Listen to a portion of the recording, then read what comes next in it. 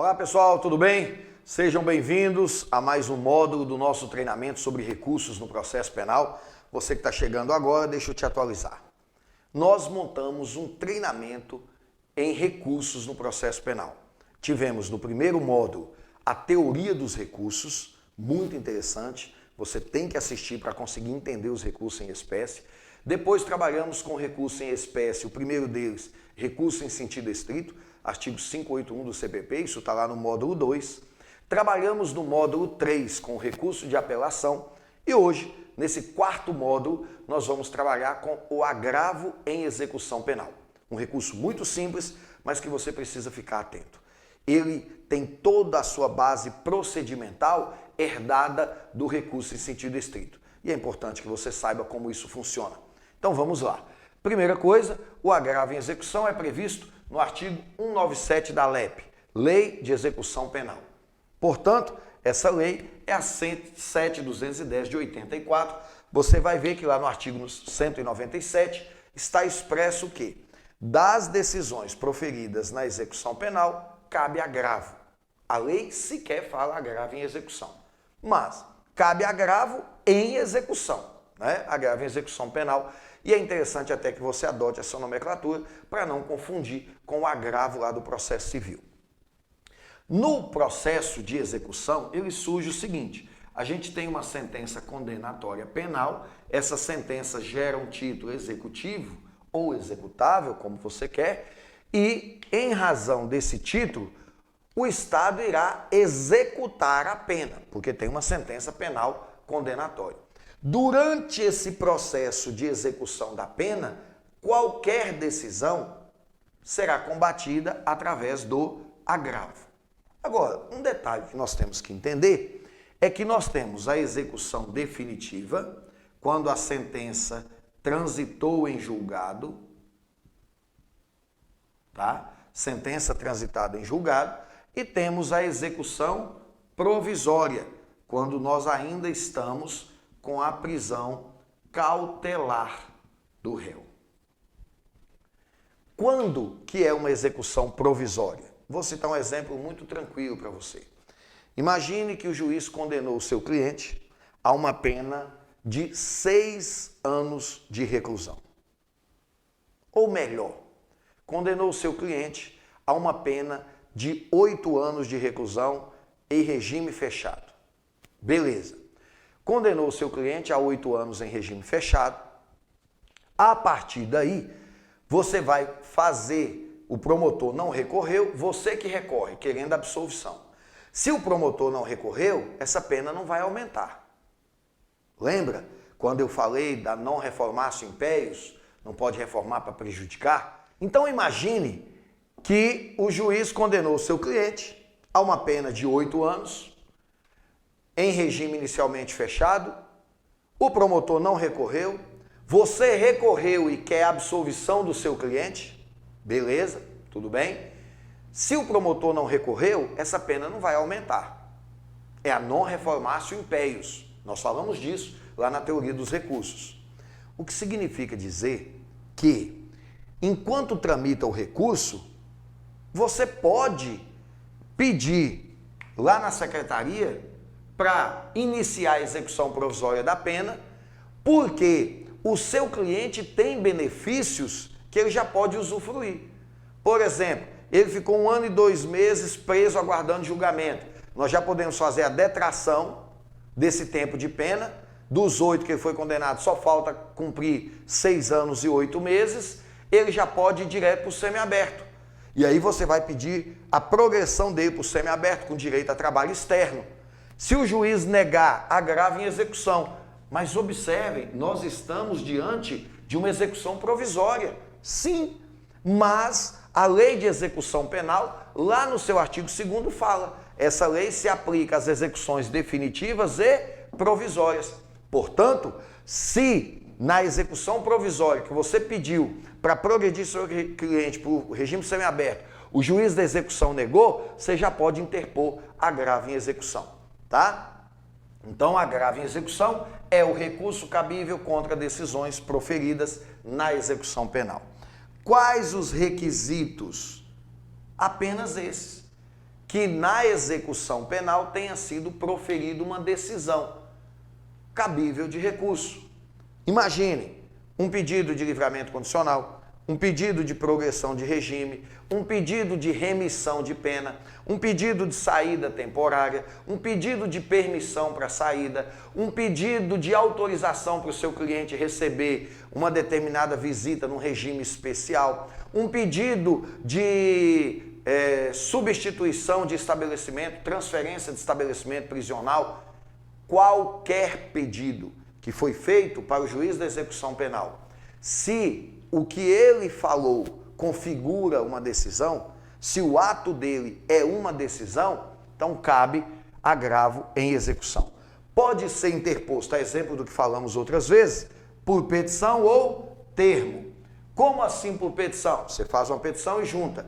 Termo, você escreve lá no processo, faz uma cota, seu cliente escreve na intimação dele. Lembrando, daqui a pouquinho eu vou falar para vocês do sistema de execução unificado, tá? Aí depois a gente fala disso. Rito do recurso em sentido estrito, o rito do rese, o que significa dizer, nós temos, e aí você deve se lembrar, quando eu te convidei para assistir esse treinamento, eu disse para vocês que tem algumas coisas muito curiosas em recursos no processo penal. Uma delas é que se nós olharmos o agravo em execução, nós temos o artigo 197, que fala que cabe agravo das decisões proferidas na execução penal. O legislador sequer disse o prazo, a forma de tramitação, procedimento, nada, absolutamente nada. Aí nós começamos a ter um problema. Por quê? O agravo, ele é cabível, contra decisões proferidas de caráter interlocutórias. São decisões interlocutórias na execução penal. Daí, quando esse agravo surgiu em 1984, começou-se a imaginar o seguinte: o agravo é no processo de execução penal uma decisão um recurso contra decisões interlocutórias, então nós vamos usar o procedimento do agravo do processo civil, que era, na época, um recurso cabível contra decisões interlocutórias do processo civil. O agravo, naquela época, tinha prazo de 10 dias.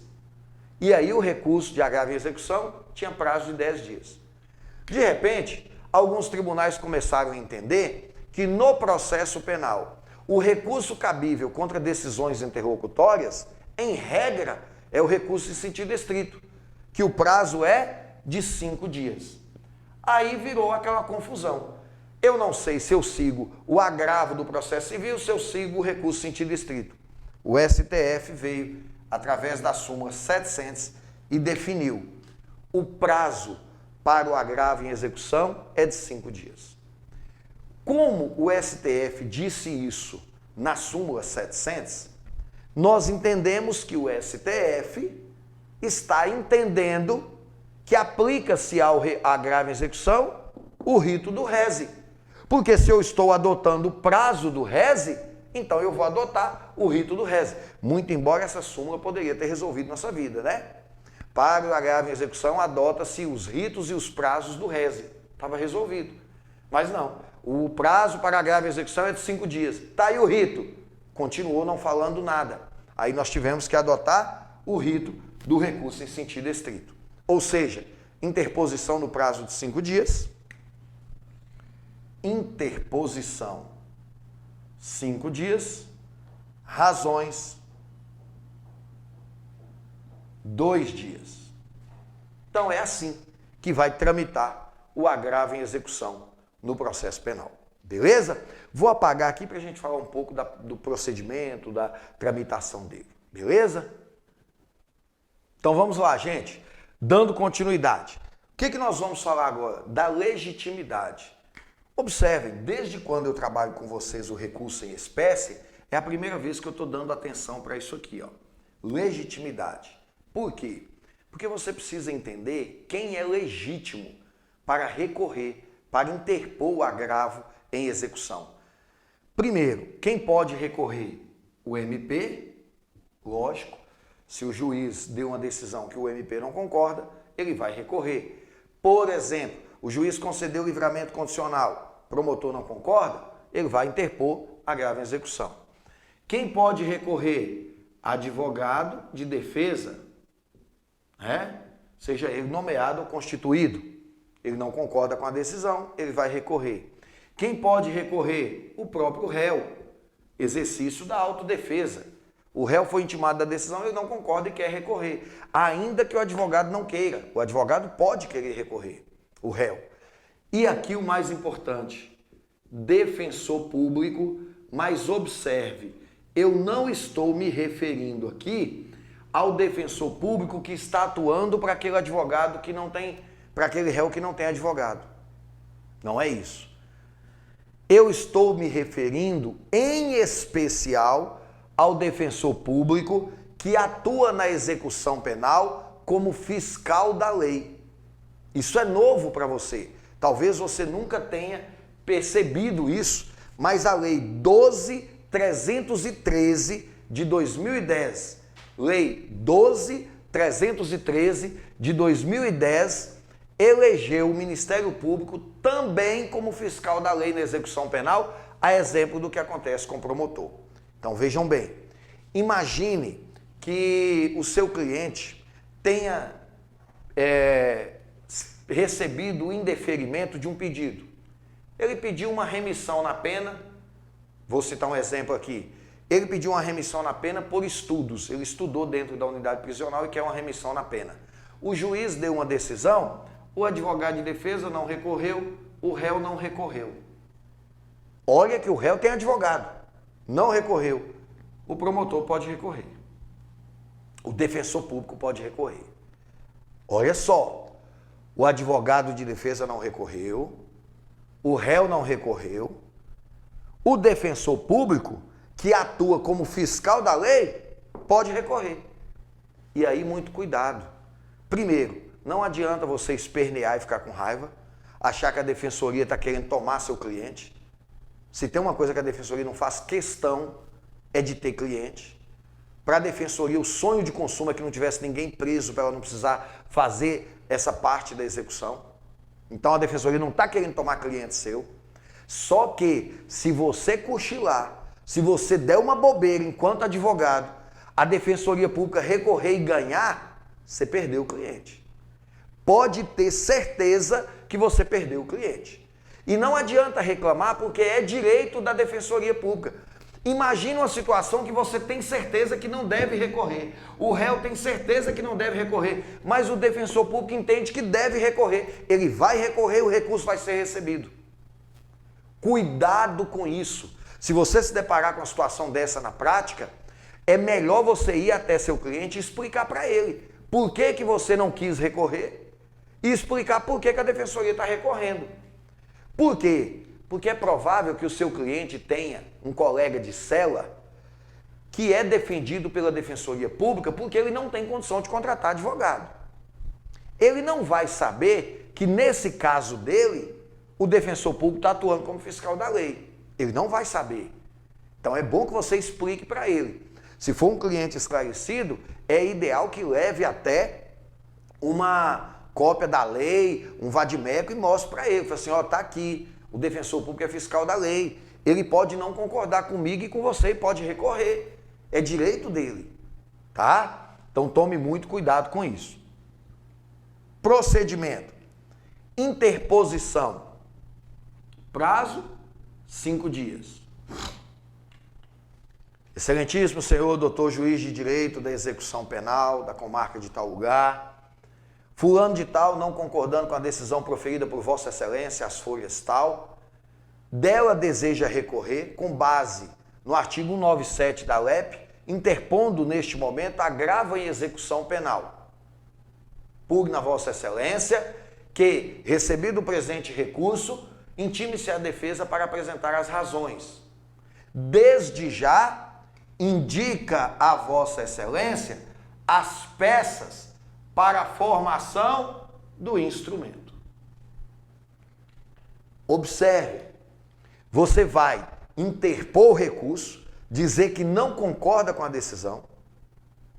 Nesse recurso você vai indicar as peças que você quer. Imaginem, é muito comum isso, um processo de execução ter da página 1 a 132.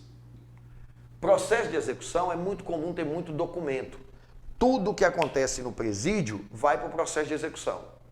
Se o réu cometeu uma falta grave, uma falta média, uma falta leve, tem uma comunicação, tem um pedido de autorização para ir no dentista, ir ao dentista, ir ao médico, tudo vai. Cálculo de pena atualizado, pedido da defesa, pedido da Defensoria Pública, manifestação do MP, esse processo só vai rendendo. Folha de ponto do local que ele trabalha. Aí tem das folhas 1 a 32. Dentro desse processo tem, como eu acabei de dizer, tudo.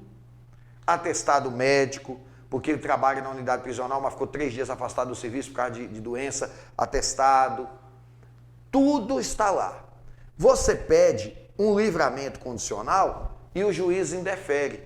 Você vai fazer um agravo em execução. Para o agravo em execução, o que precisa juntar para você conseguir o livramento condicional? O cumprimento dos requisitos objetivos e subjetivos. Objetivos, tempo de pena. Subjetivos, bom comportamento. Então você vai tirar desse processo todo só a denúncia, a cópia da denúncia, a cópia da sentença, certidão de bom comportamento carcerário e mandar para o tribunal. Você não precisa mandar 132 páginas para o tribunal. Para o tribunal decidir se o seu cliente tem direito ou não ao livramento condicional, ele não precisa saber que o seu cliente ficou de atestado 3 dias, ele não precisa saber que o seu cliente leu 2 livros, ele não precisa saber nada a não ser um cálculo de pena atualizado, cópia da denúncia e cópia da sentença. Porque todo o processo de execução tem a cópia da denúncia e a cópia da sentença. Então o que eu quero dizer para você? Quando você interpõe o recurso nesse prazo de 5 dias, indica quais as peças. Lembra do que eu disse a você. Em algumas secretarias, eles vão tirar a cópia, formar o instrumento e abrir vistas para você apresentar as razões. Em outras secretarias, eles vão intimar você para que você tire cópia. Eu sempre sugiro que, conhecendo a sua secretaria, se você sabe que a hora que você for fazer isso, essa secretaria não vai tirar cópia, você mesmo já tira e junta. Não tem nada que te obrigue a fazer isso, mas vai facilitar muito a tramitação desse recurso. Já entra com a petição de interposição, indicando e copiando e apresentando ali as peças que vai fazer parte do instrumento. Pode apresentar as razões desde já, ou pode esperar que o juiz receba o recurso. Abra a vista para você apresentar as razões, você apresenta as razões, vai para o MP apresentar as contrarrazões e aí volta para o juiz fazer o juízo de retratação. Então, olha só, você interpôs, indicou as peças, a secretaria montou o instrumento, abriu vistas para você, você apresentou as razões, foi para o MP apresentou as contrarrazões, agora veio para o juiz fazer a retratação. Aqui tem um detalhe interessante que eu tenho que abordar com vocês. Tudo isso aqui, ó, você tem que prestar atenção nesse sistema. CEU, Sistema Eletrônico de Execução Unificada. É o sistema adotado pelo CNJ para tornar eletrônico o processo de execução. Creio eu que em todo o Brasil já deve ter sido implantado. Raríssimas comarcas ainda não têm esse sistema. O que significa dizer que tudo isso aqui agora é eletrônico. Quando você faz a petição, vamos imaginar a seguinte situação. Deixa eu apagar aqui para ficar fácil de eu explicar para vocês. Imagine que no sistema eletrônico de execução unificada tenha lá autos número X. Nesses autos, o juiz proferiu a decisão. Nesses autos, você interpôs o agravo em execução. A secretaria vai pegar as peças que você indicou, anexar na sua petição e formar os autos do agravo. Número Y. Ou seja, eu agora tenho dois processos. Eu tenho os autos da execução principal e os autos do agravo. O que vai subir para o tribunal são esses autos do agravo. Tudo bem que eletronicamente, mas autos apartados. Aqui nós teremos a sua petição, aqui nós teremos as suas razões, aqui nós teremos as suas peças que você indicou e aqui nós teremos as contra-razões do MP. Cuidado com essa palavra contra-razões, depois da nova ortografia, sem hífen e com 2 R's. Então, as contra-razões do MP. Isso aqui é que vai para o tribunal. Enquanto isso aqui estiver sendo julgado, o processo de execução continua aqui. Então, cuidado.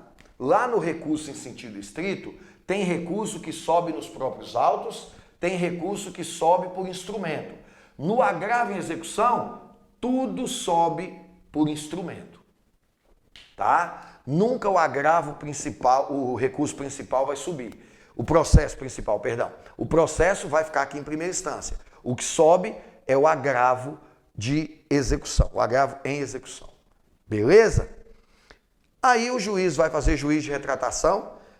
Cuidado, você vai postar lá o seguinte, você vai escrever que você está recorrendo com base no artigo 197 da LEP, combinado com artigo 588 e seguintes do CPP.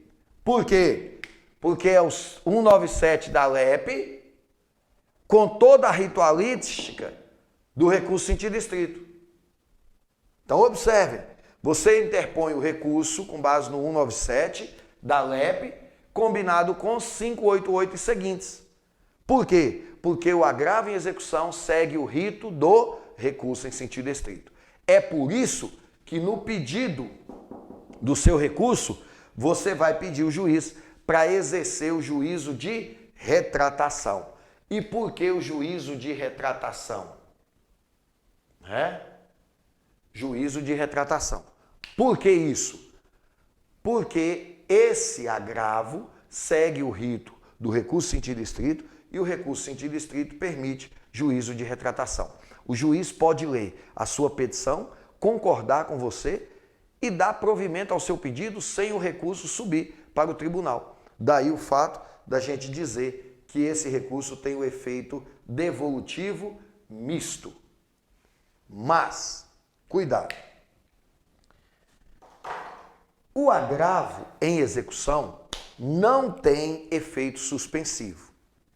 O que significa dizer, se você não lembra da nossa primeira aula, o que eu tenho que te dizer é: o nosso recurso em sentido, o agravo em execução, não tem efeito suspensivo.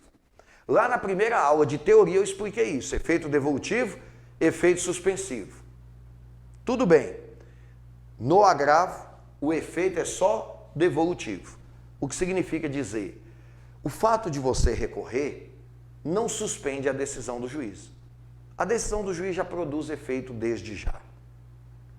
Mas, se você conseguir provar que essa decisão do juiz é teratológica, é absurda, é abusiva, está causando grande prejuízo para o seu cliente, você pode impetrar um habeas corpus ou um mandado de segurança para conferir efeito suspensivo à decisão do juiz.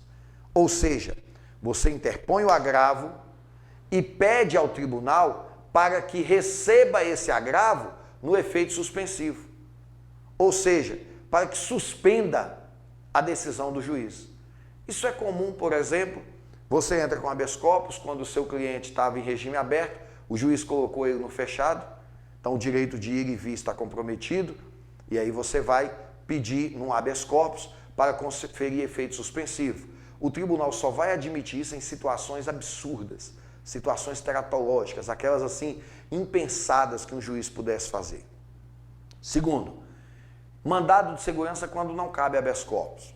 Por exemplo, o juiz proibiu o seu cliente de sair para trabalhar. Eu não estou preocupado com o direito de ir e vir, eu estou preocupado que ele não pode mais trabalhar. E é um direito líquido e certo dele trabalhar, não amparado por habeas corpus. Então eu entro com mandado de segurança para conferir efeito suspensivo ao agravo em execução. Beleza? Fique atento a isso. É muito interessante você saber, muito embora sejam raríssimas as concessões, né? Os tribunais quase nunca concedem a ordem nesses casos.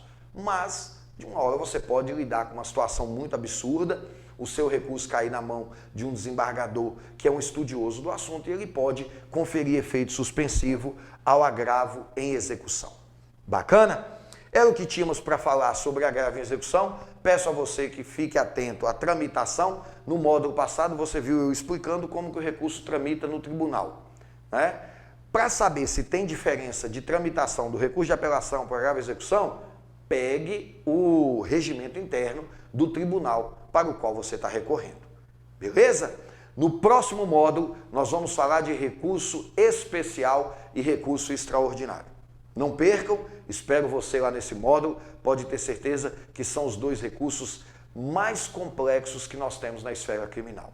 Mas eu te espero lá e a gente vai desmistificar isso para vocês. Beleza? Um grande abraço e a gente se vê lá.